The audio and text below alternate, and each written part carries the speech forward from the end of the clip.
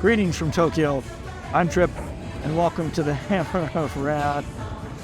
This week, you and I are going to paint Submarine Rain. Let's go.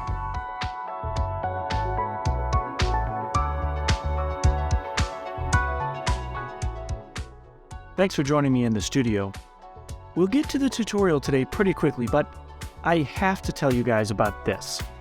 When you go to Tokyo Disneyland, you're going to see some things that you won't see at any other Disney park. Now, you might have missed it in the intro video, but check this out. Yeah, right there.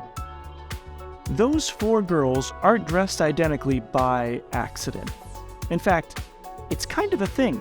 And I was shocked to learn when I first went to Disneyland and Tokyo Disney Sea, the neighboring park, which is way better, by the way, that it's really common culturally for groups of girls, even guys or couples, to dress exactly alike when they go to the park. It's just sort of a community thing. So everywhere you go, you're going to see them in 2s, 3s, 4s, 7s, whole groups. And sometimes it's on theme. They'll all be dressed in spots like Dalmatians or their favorite Monsters, Inc. character. It's pretty amazing. Now, there's one last thing I want you to check out. Right at the end of the video, look at this guy. Yeah, so unfortunately I only have the smallest clip of him, but that's not an employee of the park. That's just some guy who took it upon himself to dress all in black, stand next to the ride, and do choreographed dance routines for the better part of an hour. So that was that guy's day. He woke up and planned his day around the fact that he was going to get dressed, go to Disneyland, and just jam out with all of his heart and soul in front of the Baymax ride. I mean, God bless him. That's Japan. So today we're going to paint Submarine Rain, and I'm going to show you how to do it as quickly as possible. In fact, I painted this HQ in 2 hours. Now that's not counting drying time. Normally I would use a hairdryer in between layers of paint, but when you're painting a resin model, that's a big no-no. If you want it to melt, that's a great way to do it. The important thing here is to have a plan when you go in and sort of maximize your time, taking full advantage of, if you're waiting for one part of the model to dry, work on another part of the model. And that way, it's going to make things a lot quicker. So let's get started. I started by priming the model in black and then doing a zenithal highlight so I could see where all my shadows and highlights were going to be. Now, I tackled the base first by applying my metallics, and I didn't worry about being sloppy here as I know that a lot of stuff is going to get painted over top of this. So we applied the metallics to the items on the base, the chest armor, and the weapons. I want this to match with the bases of my existing Astra Militarum or Imperial Guard army, so I'm going to go ahead and apply a gray paint.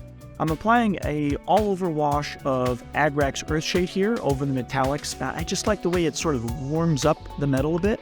And now I'm just using some Nuln Oil on the gray paint and on all the metallics here. Now, I know that the first big color I'm going to block in here is black. If we look at the character art, we know that a lot of this model is black, red, and metallics. Those are our three main colors going in. So I'm just using a really big brush here to block in the color. I'm not worried about being neat. Wherever it needs to go, I just sort of slop it on. Later on, we'll use smaller brushes to tidy it up. Sort of, as we go along, the process gets tighter and tighter. Now I'm going to start highlighting the cloak by adding my first gradient layer, and this is a medium gray, and I'm just sort of brushing it on, remembering where the highlights of my pre-shade in the priming stage was. Now, this looks really bright, too bright in fact, but you'll see that most colors dry a lot darker. Now pay attention to the back of the cap. There's a pool of still wet black paint there, and I'm going to use that to wet blend the top of the cap here, so that we get a smooth gradient from the front to the back, to add some visual interest.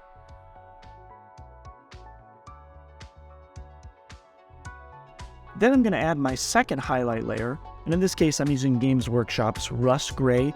That's like a lighter gray with some blue in it, so that there's a little more visual variety and we're not just working in monotones.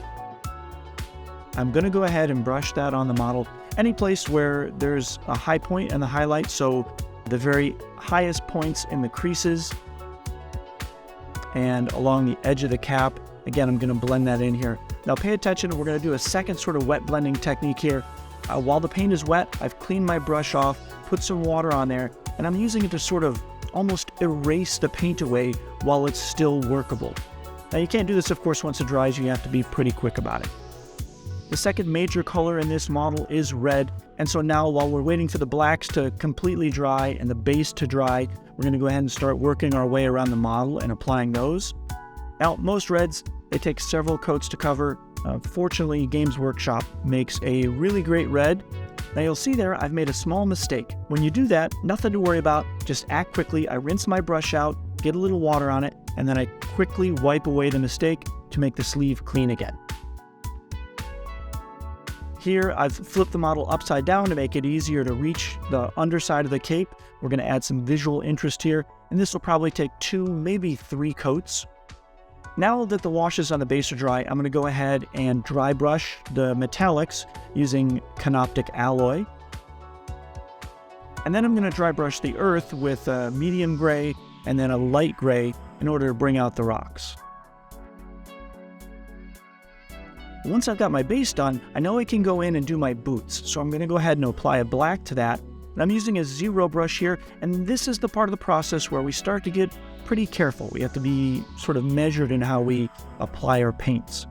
I'm using a sort of a light flesh tone color here on all of the exposed parts like her face and her hands. And now here, I'm moving on to the highlight stage. I'm going in with some Stormhose Silver, and I'm just bringing out the highlights in the blade, in the chest armor, in the weapon, and I'm doing downward strokes to create a gradient on the blade. Now we've used our 000 brush and that rust gray again to bring out the highlights in the boots. And we're applying some Riken Flesh Shade wash to the face and the hands. Now while that's drying, I'm going to apply some Ard Coat, that's a gloss coat to the boots, because we know we want that sort of spit-polished approach that most commissars would have on their gear. And we begin applying the gold. I'm going to work my way around the model, anywhere there's going to be gold or the ornamentation. And again, I'm just using the box art as an example. You don't have to paint it exactly like the box art. It's a great jumping off point, and if you want to make some differences, that's fine.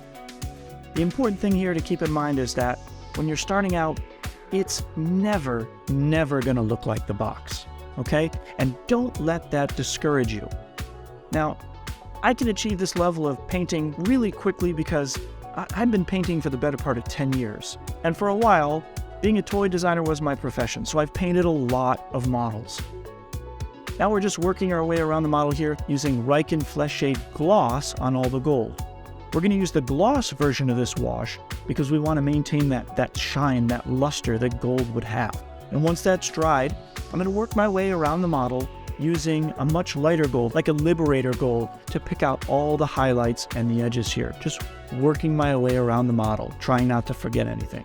And once that's set, we're going to use a little Stormhose Silver and a 000 brush to sort of hit the top edges of all those gold parts and add little points of interest. This is a great way to keep your gold from looking flat and lifeless. And then we're going to go back into the face and hands, doing some skin tone highlights to sort of bring out those details. And we're going to paint the brim of our cap black now that we have all the other details done.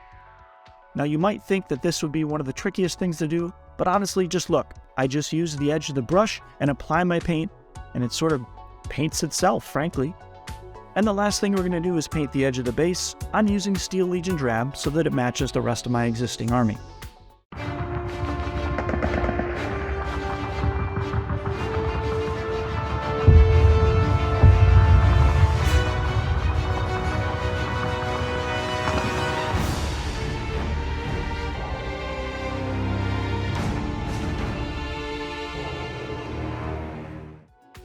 Quick and easy Severina Rain, or any other HQ model for that matter.